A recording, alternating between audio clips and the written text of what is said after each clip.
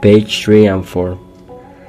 In return for food and a bed, Hoichi only had to perform on 2 or 3 evenings each week. One summer night, the priest was called away. His assistant went with him, and Hoichi was left alone in the temple. It was a hot night, and the blind man was to work in his bedroom. Behind his room was a small garden. Hoichi waited for the priest there and practiced the biwa. Midnight passed and the priest did not return, but Hoichi stayed outside. At last he heard some footsteps at the back gate. They came near. Somebody crossed the little garden and stopped in front of Hoichi, but it was not the priest. Hoichi!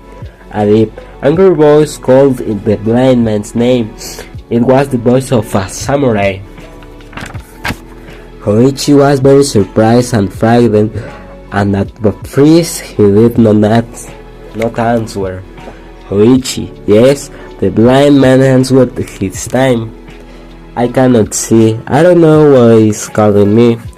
There is nothing to fear, said the stranger more quietly. I have a message for you from my lord. My lord is a man of very high class, and he is now staying in Akamagasaki with many followers.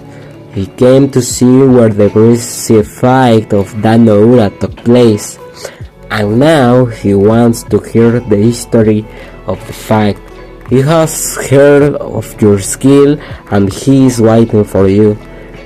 Bring your biwa and coming with me. Hoichi put on his shoes and picked up his biwa. He went away with the stranger. The stranger widened him carefully. Hoichi called her that he wore metal. He is probably a place ward, thought Hoichi, and he began to feel happier. I am in luck. His lord is an important man. They walked for some time. Hoichi had to walk very fast to stay with him, and then the samurai stopped outside a large gateway. Hoichi was surprised.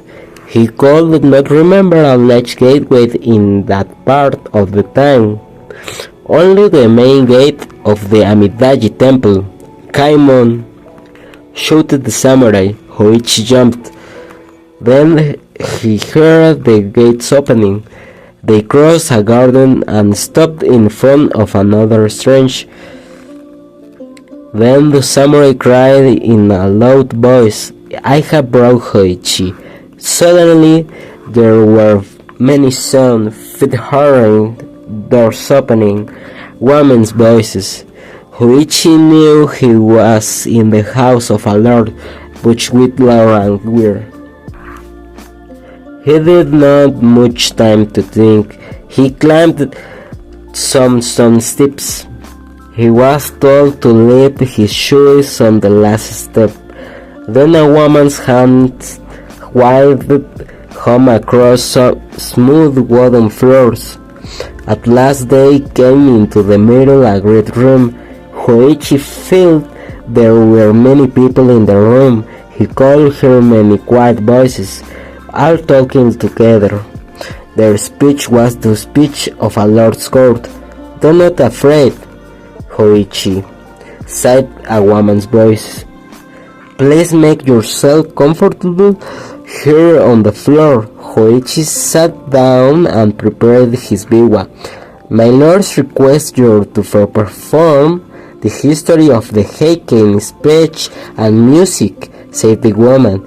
The history was long. Many nights were needed for it. Hoichi bravely asked a question. "Has the history of the Heiken learned? Which part of it shall I not perform?"